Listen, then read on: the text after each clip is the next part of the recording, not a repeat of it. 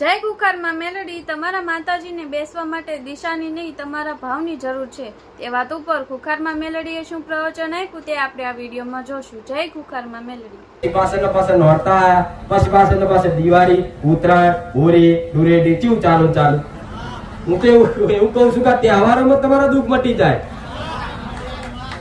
પણ તોય તમને અસલ એનો જે ઉદ્દેશ હોય એ ખબર નહીં. બસ એટલે ઊંધું ગાલી ગેટા પકડાને એક ગેટું પડે કુવા પડો પાછળ બધાડે.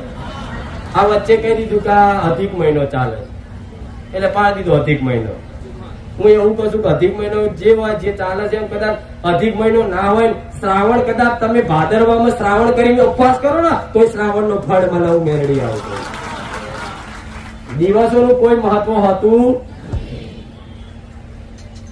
મારી વસ્તી તો એ કીધું મને આઠમના દાર વ્યવહાર ના આવશો ચાલશે, તો ગમે તેવો તહેવાર હોય તો એવો ને કોઈ ફરક ના પડે. આ બધા એમ કે ચૈતર તે શું આપણે તો રોજ ચૈતર છે. જે રોજ ભક્તિ કરે, દીવા ભક્તિ કરે છે એના માટે કોઈ તહેવાર કોઈ દિવસો લાગુ પડતા નહીં. આ તો કે અમુક ચેટલાય નક્કી કરીને બેઠા. માતાજી મને ચામુંડ માતા કીધી છે પણ આ ચૈતરમાં બેહાડું. અલ્યા ચૈતરમાં રાહ જોવાની તો જરૂર છે. ચામુંડ માતા સહજ ખાલી એનું પ્રાર્થના કરીને કે આવી જશે. આ ચૈતર ની રાહ જોવાય? માતા એમ કે હા તાતા ચૈતર હું દીતા હું જઉં છું. ચૈતર સુધી તો તમારા ભૂકા નીકળી જાય. ભાઈ ચૈતર આવતા આવતા તો એવું દુઃખ પડે ને કે મારી તને બિહારવાની પણ ખીચા રૂપિયો નહીં. સારું શું કરું? તો ભાઈ જો શું કરો તમે કહો. એના કરતા આજે જ મેં જાહેર કરી કે તમારી પેઢીની ઉગતાની મેળડી છે કે સપને બતાવી તો તરત હું એવું કહું છું કે રવિવાર મંગળવાર રાહ ના જોશો. હું તો એવું કહું છું 12 વાગે રાતે બેહાડો, 12 વાગે બેહીશું માતા.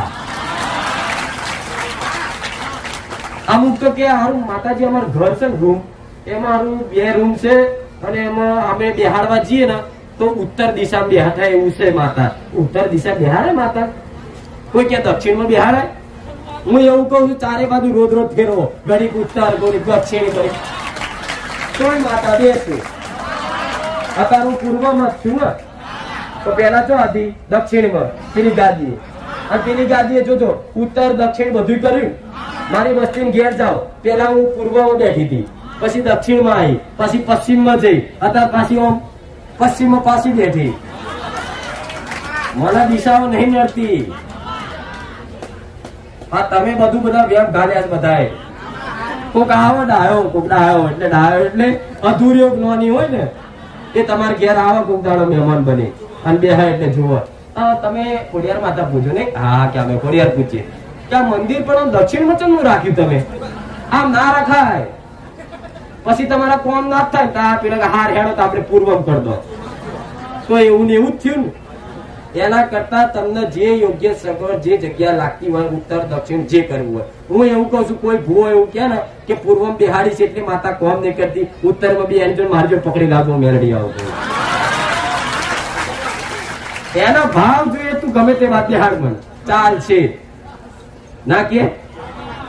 કોઈ એવું કે મંદિર સારું આરસ પાર નું ના લાવાય કે આરસ પાર નું આપણે લાવીએ ઘરમાં તો વિઘ્ન આવે. કોઈ એમ કે આ હું એવું કઉ છું આરસ પાન નું લાવો કે લાકડા નું લાવો, ગમે તે એક પાટલી નોની એમથી મેલો. હું તો કહું તમારા તિજોરી મેલો જાઓ, કોઈ માતાઓ બેસી હું મેળડી આવું છું. મારા દીકરાએ મેં પહેલા કીધું તું, આ ફરી એકવાર યાદ કરાવી દઉં. મારા દીકરાએ મને માતા મને મેળડી ઘેર નથી બિહાડી તેના ખીચા લઈને ફરતો તો આવું કહું છું. આ વાત તમને થોડી અતરી લાગશે કે આવું છે માતા ખીચા ઘેર કે આપણે તો મેલડી છે ને કે આપણે તો વર્ષોથી બહુ જ પૂછીએ છીએ એટલે એના એવું ખીચા લઈને મને ફરતો લે. એ તો હોટલમાં ખાવા દે તો આગળ મૂર્તિ મેલી મને કોરિયો હાલે ને ભાઈ ખાય. આ એ હાલેલા કોરિયાનો ઓળખાણ હજુ મને નહીં જતો આવતો. આ પ્રેમ છે, આ હેત છે. મેં મેલડી એવું કીધું ના તું ભાઈ ચમન ખીચામ રાખાશ. હસવા વાળા તો હસતા હતા તે અરે ગોડો છે કે માતા ખીચામ રાખાય કે આપણે કેવા મેલા કહેવાય અને કે માતાને આપણે જોડે લઈ લઈને ફરાય કે પ્રેમ છે એ જ છે ગોડા. ગમે તો રાખો મન માતા, હું રહીશ 24 કલાક તમારી જોડે રહીશ. આવું કહું છું. એટલે ઉત્તર દક્ષિણ ને પૂર્વ બધું ભૂલી જાઓ. તમારે જેમ માતા બેઠી એમ બરોબર છે, પણ ખાલી ઘરમાં પવિત્રતા. 5 હાથ દાડા ધર્મ. કોઈ લાકડે જઈને આવ્યું હોય તો સોનામની ચોટવી, ઘરમાં નયા વગર જવું નહીં. કોઈ ખાટલે જઈને આવ્યા તો નયા વગર પ્રવેશ કરવો નહીં. કોઈ મહેમાન આવ્યું હોય તો એને આયા પછી ઘરમાં છોટ નાખી દેવી. જેમ કે ચો જઈને આવો, ચો ઉભો રહીને આવો, ચો દવાખાને જઈને આવો. તમને ખબર નહીં, તમારા ઘેર આવે એટલે એને દેખતા ના કહેવાય, પણ એ જાય એ પેલા સોનામણી. અને હું તો રોજ કરતા હોય તો એને ખબર છે ભાઈ આમનું તો રોજનું સજ છોટવાનું ટેવ. આ એટલે સીધો હું તો કહું પેલો ફુવારો નહીં આવતો, ફુવારો પેલો તમને આમ ના ફાવે આવી રીત નોટો લઈને તો પ્લાસ્ટિક ના ફુવારા ભરીને છોટ જો તમે તમારા બધું જગ્યાએ.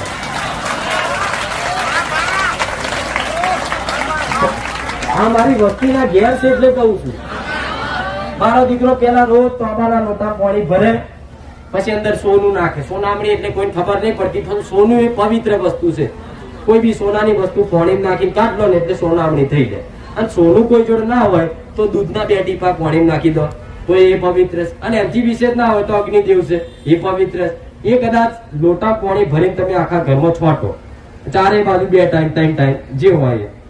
હું એવું કઉ છું તમારા ઘેર 24 કલાક લક્ષ્મી તમારી કુળદેવીનો વાસ રહેશે ના રહેશે. ગોડા જેવું લાગતું.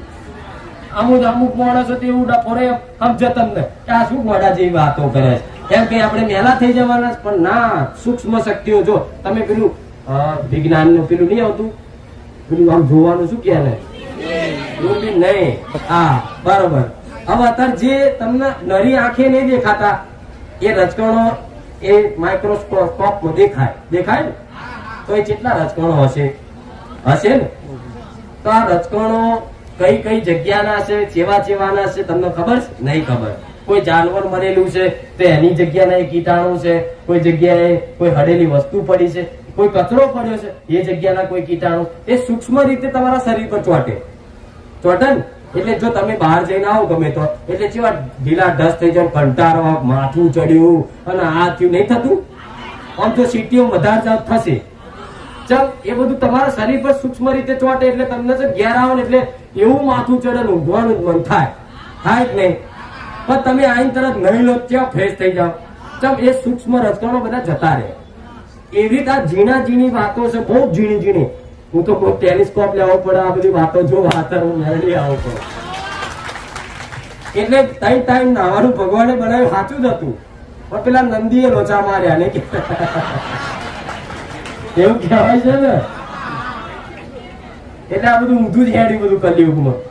પણ મારા સાનિધ્યમાં આવ્યા પછી આટલું કહું છું, ચોક બહાર જઈને આવો, ગમે તો જઈને આવો, ટેવ પાડો. ભલે નાવું ના તો છોટ નાખવાની ટેવ પાડો. ઘર તમારું એકદમ પવિત્ર રાખો. 2 ટાઈમ કચરા પોતું કરવાનું થાય તોય કરો. હું એવું કહું છું તમે ખાલી વધાર નહીં, 1 મહિનો ખાલી મારા કીધા પ્રમાણ કરશો ને, ઓટોમેટિક સાક્ષાત તમારી માતા મઢમાં બેઠી છે એવો અહેસાસ ના થાય ને. હું મેરડી ગાદી છું.